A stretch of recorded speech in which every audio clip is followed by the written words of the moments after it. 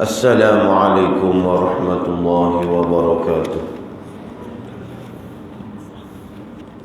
أعوذ بالله من الشيطان الرجيم. بسم الله الرحمن الرحيم. الحمد لله رب العالمين، والصلاة والسلام على أشرف الأنبياء والمرسلين سيدنا محمد وعلى آله وصحبه أجمعين. سبحانك لا علم لنا إلا ما علمتنا إنك أنت العليم الحكيم، ولا حول ولا قوة إلا بالله العلي العظيم. اللهم إنا نسألك علما نافعا، ونسألك رزقا طيبا، ونسألك عملا متقبلا. اللهم إنا نعوذ بك من علم لا ينفع، وقلب لا يخشع، وعمل لا يرفع، والدعاء لا يسمع. اللهم لا تؤاخذني بما يقولون، واغفر لي مما لا يعلمون، واجعلني خيرا مما يظنون. أما بعد. Alhamdulillah, syukur kepada Allah Subhanahu wa taala, kita dapat meneruskan pengajian mingguan kita pada subuh hari Jumaat, hari yang penuh dengan berkat dan juga rahmat. Mudah-mudahan pengajian kita diberkati dan dirahmati oleh Allah Subhanahu wa taala. Kita sambung kisah sahabat kita yang keempat. Pada pagi ini insya-Allah kita akan masuk kisah hayatus sahabah yang keempat, yang mana sahabat diberi nama Abdullah bin Hudzafah As-Sahmi. Abdullah bin Hudzafah As-Sahmi. Sahabat Nabi ini, Nabi SAW bagi kelebihan kepada dia supaya sesiapa sahaja mesti kucuk kepala Hudzafah. Kelebihan dia, Sayyidina Umar khususnya royak kepada orang Islam pada zaman dia supaya kucuk kepala dia. Haqqun ala kulli muslimin ay yuqabbala ra'sa Abdillah bin Hudzafah wa ana abda'u bidzalik. Katanya Sayyidina Umar, hendaklah setiap muslim mencium kepala Abdullah bin Hudzafah, dan aku adalah orang yang pertama mengucuknya. Ni kelebihan Abdullah bin Hudzafah As-Sahmi. Sebab apa Sayyidina Umar royak lagu tu? Kita akan cerita selepas pada ni. Kisah pahlawan kita kali ini ialah seorang sahabat yang dikenali dengan Abdullah bin Hudzafah As-Sahmi. Sejarah bangsa Arab yang luas mungkin akan berlalu ke atas lelaki ini sebagaimana berlalunya ke atas jutaan orang Arab tanpa mengenalinya dan mengingatinya. Akan tetapi Islam yang agung telah memberi peluang kepada Abdullah bin Hudzafah dengan mempertemukannya dengan dua pemimpin dunia pada zamannya, iaitu Raja Parsi Kisra dan Raja Rom, iaitu Qaisar, ataupun bahasa Inggeris panggil Caesar. Kisah Abdullah bin Hudzafah dengan kedua-dua raja itu merupakan cerita yang tidak akan dilupakan sepanjang masa dan akan sentiasa terukir dalam sejarah. Penting cerita ni. Kisah Abdullah bin Hudzafah dengan Kisra terjadi tahun ke-6 Hijrah. Peristiwa ni berlaku pada tahun ke-6 Hijrah. Rasulullah bercadang mengutus beberapa orang sahabat bagi menyampaikan surat dakwah kepada raja-raja bukan Arab, menyeru mereka memeluk agama Islam.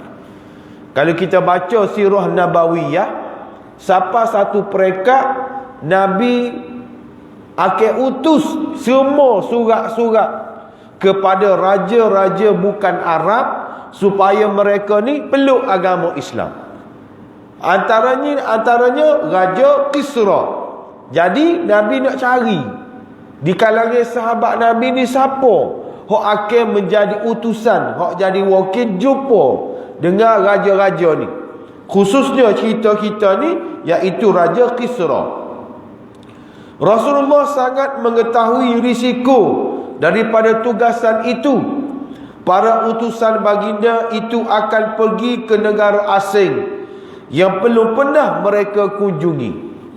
Mereka juga tidak menguasai bahasa negara tersebut serta tidak mengetahui bagaimana sikap raja-rajanya. Nabi tak tahu. Maknanya Nabi ni orang panggil pergi dengar lagu tu je. Tawakal kepada Allah. Okey. Kalau tidak kan syahid dah. Para utusan itu akan berdakwah, mengajak raja-raja tersebut meninggalkan agama mereka. Ni risiko. Kita tak kenal raja tu, tiba-tiba kita suruh sahabat Nabi ni ajak mereka keluar daripada agama mereka. Ini benda yang besar. Para utusan itu juga akan berdakwah, mengajak raja-raja tersebut meninggalkan agama mereka, melepaskan keangkuhan dan kekuasaan mereka untuk memeluk agama kaum yang dahulunya adalah pengikut-pengikut mereka, iaitu kaum yang dijajah. Sesungguhnya ia adalah perjalanan yang sangat berbahaya. Utusan yang pergi bagaikan hilang segala-gala. Andainya mereka kembali bagaikan dilahirkan semula. Ini risiko dia. Rasulullah mengumpulkan para sahabat baginda dan menyampaikan khutbah kepada mereka. Antara lain baginda memberitahu, sesungguhnya aku ingin mengutuskan sebahagian daripada kalian kepada raja-raja bukan Arab. Maka janganlah kalian membantah perintahku sebagaimana kaum Bani Israel membantah perintah Isa ibnu Maryam. Ini cerita berkenaan dengan Al-Hawariyun. Qala Al-Hawariyun. Ni Hawariyun hak backup Nabi Isa. Tapi bila Nabi Isa ajak penduduk, orang panggil pengikut dia tolak. Sebagaimana yang disebut di dalam ayat Al-Quran. Para sahabat menjawab, wahai Rasulullah, kami akan melaksanakan apa yang engkau inginkan, maka utuslah siapa sahaja daripada kami yang engkau kehendaki. Ini sikap para sahabat yang as-sam'u wa ta'ah. Sikap sahabat yang wala', patuh dan juga taat kepada perintah Nabi sallallahu alaihi wasallam, walaupun mereka tahu berhadapan dengan risiko yang tinggi, walaupun mereka tahu mereka berhadapan dengan kematian, tetapi wala as-sam'u wa ta'ah, dengar dan juga patuh ini di kalangan sahabat adalah sangat-sangat diutamakan berbanding dengan diri mereka, berbanding dengan nyawa mereka, harta mereka dan keluarga mereka. Ini sikap yang mesti dicontohi kepada kita semua apabila perintah itu daripada Allah, perintah itu daripada Nabi, perintah itu daripada agama, maka kita tidak perlu nak persoalkan perintah tersebut, arahan tersebut, kerana ianya mari daripada Allah Ta'ala, mari daripada Nabi kita sallallahu alaihi wasallam. Nabi memilih 6 orang sahabat untuk menyampaikan surat dakwah baginda kepada raja-raja Arab dan bukan Arab. Seorang daripada mereka ialah Abdullah bin Uzafah As-Sahmi. Dia dipilih untuk menyampaikan surat Nabi kepada Kisra, iaitu Raja Parsi. Abdullah bin Uzafah segera mempersiapkan kenderaannya. Selepas mengucap selamat tinggal kepada isteri dan anaknya, dia pun bergerak menuju destinasi seorang diri. Dia mengharungi padang pasir, bukit dan juga lembah. Tiada yang menemaninya selain Allah. Akhirnya Abdullah tiba di negara Parsi. Nak cari mana orang lah ni hak betul-betul faham agama, hak betul-betul faham orang panggil perjuangan Islam, sehingga mana dia sanggup orang panggil tinggal segala-gala semata-mata nak mengikut perintah, mengikut arahan daripada pemimpin, daripada ketua mereka. Ini benda yang kita kena belajar. Betapa taatnya, betapa patuhnya, betapa orang panggil jiwa yang besar. Tak banyak soal. Jiwa yang besar menerima taklifan tersebut walaupun seorang diri. Bayangkan, tak reti bahasa, tak kenal orang, tak tahu go satu, buta lah. Tapi bila Nabi suruh, bila Nabi arah, dia bergerak mengikut arahan. Sebagaimana Nabi sebut, siru ala barakatillah. Bergeraklah kamu bersama-sama dengan keberkatan daripada Allah. Ini hebatnya para sahabat. Hebatnya para sahabat, sebab itulah mereka ni ada di kalangan mereka yang Allah Ta'ala royak kepada Nabi, tak mati lagi dia masuk syurga dah, ahli syurga dah. Kerana tadhiyah, kerana pengorbanan mereka ni sanggup gadaikan nyawa, gadaikan segala-gala untuk Islam itu sendiri. Ini hebatnya para sahabat, roh perjuangan Islam yang ditunjukkan oleh para sahabat. Yang kita orang akhir zaman ni, kita kena ikut dia, kita kena mengambil iktibar di atas semangat yang ditunjukkan oleh beliau. Tempat pertama sekali yang ditujunya ialah istana raja. Abdullah bin Uzafah meminta kebenaran untuk menghadap Kisra. Dia menyatakan kepentingan surat yang dibawanya kepada para pengawal perlu diserahkan segera kepada Kisra. Kisra memerintahkan agar istana dihias indah serta dipanggil para pembesar istana menghadiri majlis. Kira-kira ni kat majlis rasmi lah. Panggil belakang, tok wakil ke, ahli parlimen ke, siapa nak ngadak ni, nak ada majlis besar ni. Abdullah bin Uzafah pun diizinkan masuk ke dalam istana. Masuklah Abdullah menemui Kisra Parsi dengan hanya memakai pakaian nipis dan selendang yang dijahit tebal. Padanya mencerminkan kesederhanaan orang Arab. Namun ia adalah seorang yang tinggi dan tegak, bahunya lebar dan berisi kerana kemuliaan di Islam. Di hatinya tertanam keimanan. Nampak pakaian yang dipakai oleh Abdullah bin Uzafah ni dengan penuh kesederhanaan. Biasa je pakaian dia. Walaupun jumpa dengan orang panggil apa, dengan pemimpin dunia, tetapi pakaiannya adalah pakaian biasa. Nak tunjuk bahawasanya apa? Bahawasanya nak jumpa siapa-siapa ni adalah orang panggil apa, tidak memerlukan kepada kesempurnaan sangat, tetapi hak pentingnya nak jumpa dengan Allah Subhanahu wa taala. Sebab tu amba pernah sebut dulu sini, amba tak ingat dah bila, orang kita dengan maaf hamba nak sebut. Dengan maaf hamba nak sebut. Kita tengok orang kita kali sembahyang Jumaat, ada hok pakai pagoda.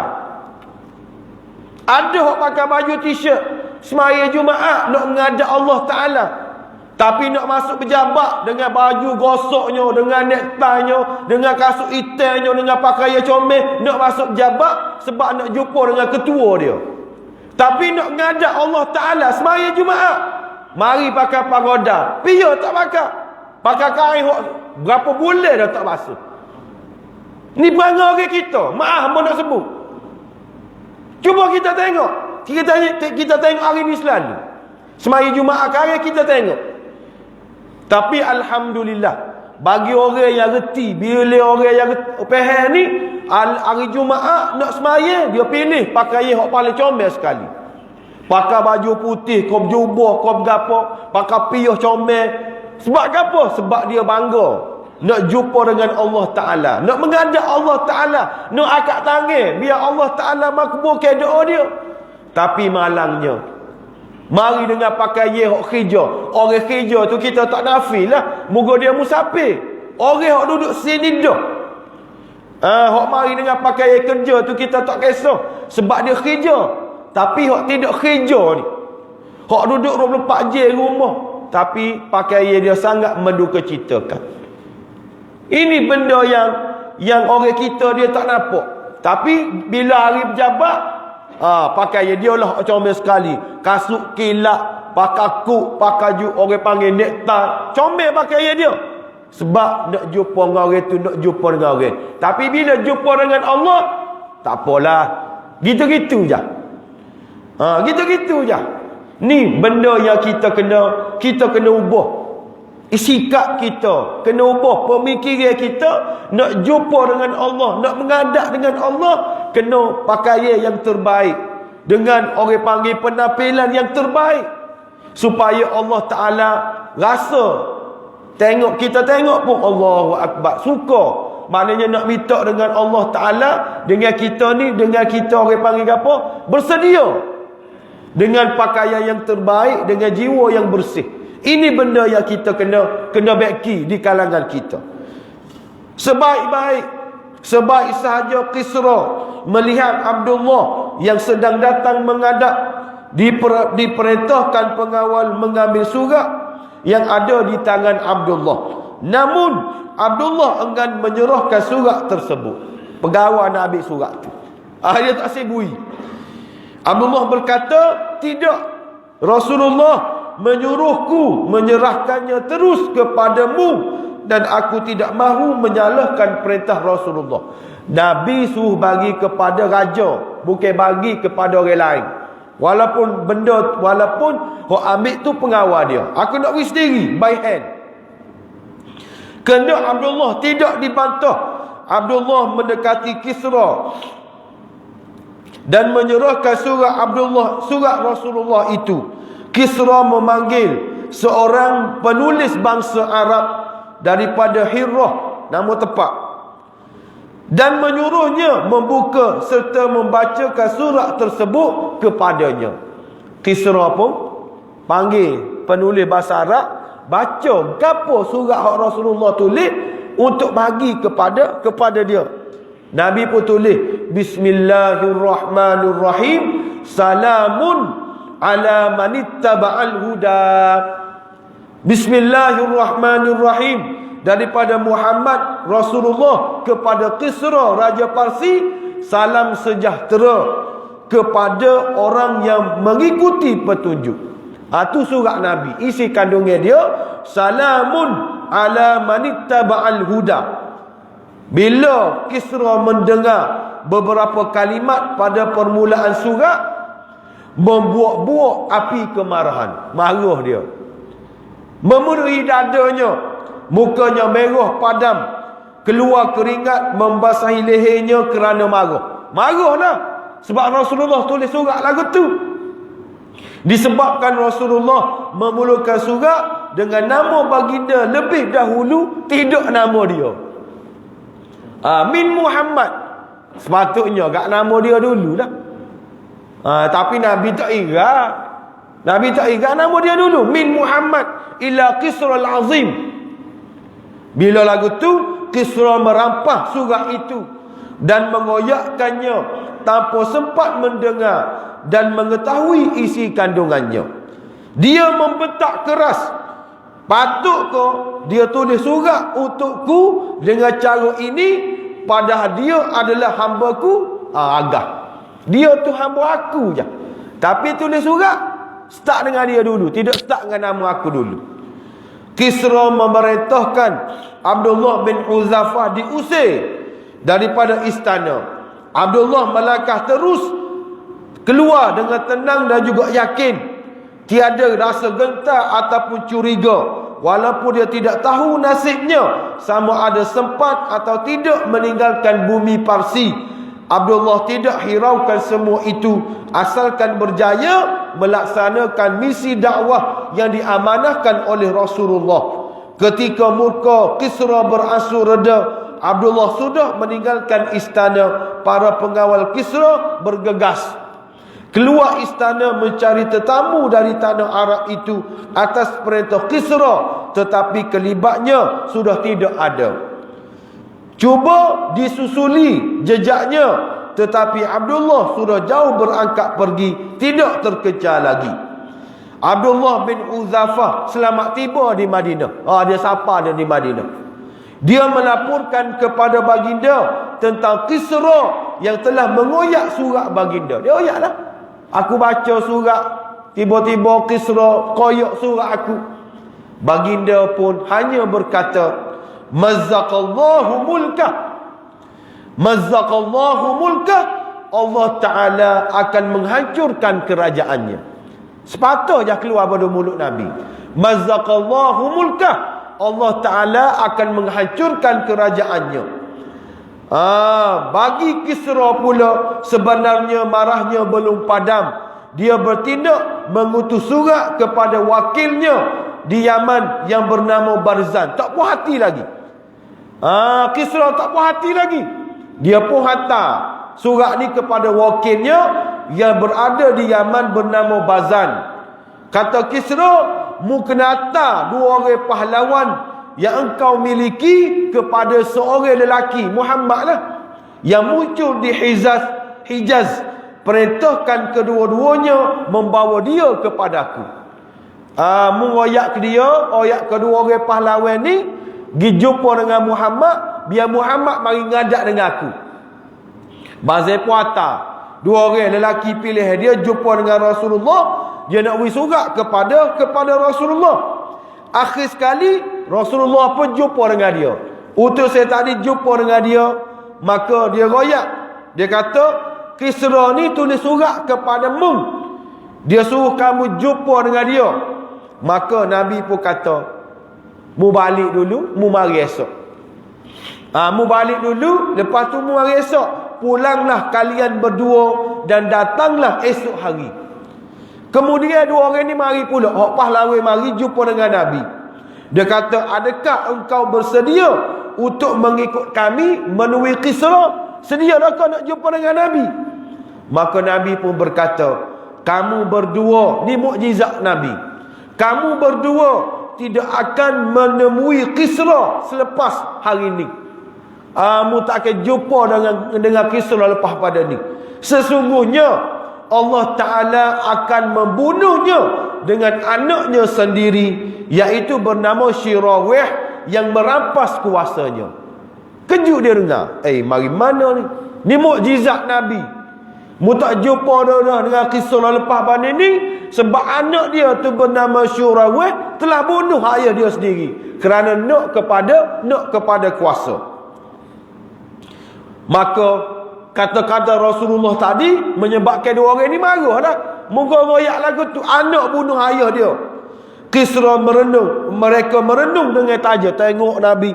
Dia kata sambil menahan marah, seorang daripada mereka berkata, engkau sedar ke gapo hak mu royak ni? Mu khabar ke dak? Muhammad mu royak gapo? Mu khabar ke dak? Kami akan adukan kepada Barzan. Barzan ni hak cari dia 2 orang tadi. Lepas tu kawan ni 2 orang tadi tu pergi jumpa, meninggalkan Bani Nuh, pergi jumpa dengan Barzan. Dia royaklah cerita lagu ni. Maka respon Barzan ke apa? Dia kata, jika benar apa yang dikatakan oleh Muhammad itu, bererti dia adalah seorang Nabi. Jika tidak, kita akan lihat apa yang akan terjadi. Kalau betul dia ni Nabi, kita tengok betul ke hak dia royak. Tidak lama sesudah itu, sampailah surat daripada Syirawih. anak kepada Kisra tadi. Dalam surat tu Syarawih tulis gapo? Aku telah membunuh Kisra untuk membalas dendam terhadap kaum kita. Dia telah membunuh orang yang mereka muliakan, menawan para wanita dan merampas harta-harta mereka. Jika surat ini sampai ke tanganmu, maka taatilah aku sebagai raja kalian. Siapa surat? Siapa surat betul bahawanya Syuraih bunuh ayah dia. Setelah membaca surat itu, Barzan buai surat tadi. Dia menyatakan memeluk agama Islam. Dia tengok kebenaran. Dia memeluk agama Islam. Kemudian orang Parsi dan juga Yaman juga memeluk agama Islam. Ni kehebatan mukjizat Nabi sallallahu alaihi wasallam. Boleh tahu benda yang akan berlaku akan datang, menyebabkan penduduk yang orang panggil gapo, penduduk Parsi dan juga Yaman memeluk agama Islam. Tu cerita dengan Raja Kisra. Lepas tu Raja Kisra. Okey, so lagi bagaimana pula dengan Raja Kaisar, iaitu Caesar. Cerita dia pada zaman Sayyidina Umar Al-Khattab radhiyallahu taala anhu, Abdullah bin Hudzafah ni telah ditawan oleh tentera-tentera Rom. Dia telah ditawan oleh tentera-tentera Rom. Maka pok-pok tentera-tentera Rom ni rakyat, wahai Kaisar, dia ni adalah sahabat Nabi. Abdullah bin Hudzafah ni adalah sahabat Nabi. Ambil masa sikit, kita perhabis sikit lagi. Dia kata dia ni sahabat Nabi, hok mula-mula peluk agama Islam. Bila Caesar ni tahu, bila Kaisar ni tahu, dia pun ugut Abdullah bin Hudzafah ni supaya keluar daripada agama Islam. Keluar daripada agama Islam. Dia ugut, bukan ugut saja. Dia ikat Abdullah bin Hudzafah di sebatang salib. Orang panggil pak dahak lah. Dia ikat tangan, dia ikat kaki. Lepas tu dia panah kena tangan kanan Abdullah bin Hudzafah. Mu nak tubik kena Islam, tak sih. Dia panah pula tangan kiri. Mu nak tubik Islam, tak sih. Dia ugut buat gotu buat go ni. Akhir sekali dia kata, kalau mu tak keluar juga, mu akan mati. Kalau mu tak keluar juga, mu akan mati. Abdullah bin Hudzafah jawab apa? Innal mauta la ahabba ilayya alfa marratin mimma tad'uni ilaihi. Kata orang panggil Abdullah bin Hudzafah. Dia kata aku tidak akan keluar daripada agama Islam. Kerana apa? Kematian lebih aku sukai 1000 kali daripada apa yang engkau tawarkan. Dia kata kalau mu keluar dari Islam, aku akan bagi orang panggil duit kepadamu, akan bagi kerajaan kepadamu, akan kebui belaka-belaka. Abdullah bin Hudzafah kata, baik aku mati. 1000 kali aku mati, aku nak lagi daripada gapo hak mu tawar kepada aku. Akhir sekali dia buat gana? Dia ambil minyak sokawah. Dia ambil minyak sokawah, kawah dengan minyak yang mendidih, dia pun lepas salah seorang daripada orang Islam. Air yang mendidih ni lepas gak dengan kulit. Teruklah. Dia Abdullah bin Hudzafah tengok.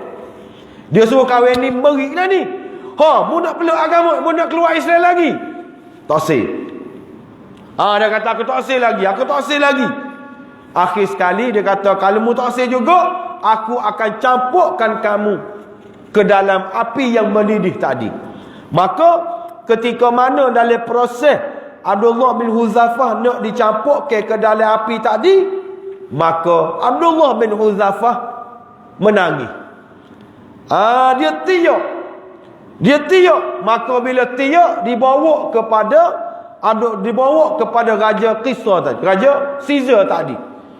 Raja Caesar tadi dia kata Abdullah bin Hudzafah ni nak keluar daripada Islam dah ni sebab jerit. Dia lagi, dia tanya apa mu jerit? Dia kata aku minta mu supaya mu memeluk agama Islam. Dia lagi dia berdakwah. Kawan ni dia ingat kau jerit tu sebab takut mati. Tapi bila panggil jumpa dengan dia, dia kata, aku ajakmu supaya kamu tinggalkan agama kamu dan kamu memeluk agama Islam. Ni nak ayatnya jiwa yang kental oleh Abdullah bin Hudzafah, tak takut mati. Dia lagi dia berdakwah kepada Kisra, Caesar, supaya memeluk agama Islam. Dia kata celakamu, dia kata. Dia lagi celakamu. Lalu apakah yang menyebabkan engkau menangis? Jadi pucukmu menangis ni sebab apa? Abdullah bin Hudzafah pun jawab, aku menangis kerana aku berkata kepada diriku, kamu akan dilemparkan ke kuali ini, lalu kamu pun mati. Dia ayat ke diri dia, aku lepas ni kena lempar, aku pun mati. Aku ingin sekali nyawaku sebanyak helaian bulu di tubuhku, sehingga semuanya dilemparkan ke dalam kuali ini di jalan Allah Subhanahu wa ta'ala. Nak ayatnya, sukanya dia bila boleh duduk dalam khali yang panas tu. Kerana apa? Kerana dia mati syahid, kerana dia mati di jalan Allah Subhanahu wa ta'ala. Kaisar terpegun, tak jumpa lagi aku orang lagu ni. Dia kata, mahukah kamu mencium dahiku ini dan aku akan melepaskan kamu? Dia tawar. Mu tak cium ke dahi aku, raja tadi. Maka Abdullah pun menjawab dengan bertanya, kalau aku cium dahimu, adakah kamu akan lepaskan orang-orang Islam yang lain? Raja Rom pun berkata, ya, aku akan lepaskan semua orang-orang Islam tadi. Maka Abdullah bin Hudzafah menghampiri Kaisar dan mencium dahi Raja Rom tersebut. Dia cium dahi tadi. Dia cium dahi raja tadi. Kaisar pun memerintahkan semua tawanan kaum muslimin dilepaskan. Disebabkan dia cium dahi Raja Rom tadi, maka Raja Rom tadi lepas belakang orang-orang Islam hak dia tawan. Maka dia balik cerita kepada Sayyidina Umar Al-Khattab radhiyallahu ta'ala anhu. Maka Sayyidina Umar rasa suka, Sayyidina Umar rasa gembira dengan cerita yang disebut oleh Kaisar, oleh Abdullah bin Hudzafah tadi.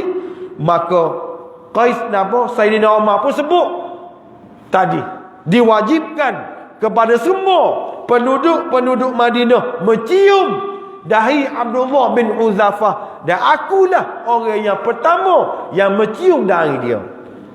Jadi kelebihan dia, bapa Sayyidina Umar cium dahi dia, kerana dia cium dahi Raja Rom tadi, menyebabkan semua tawanan-tawanan perang oleh tentera Rom tadi dilepaskan dengan begitu.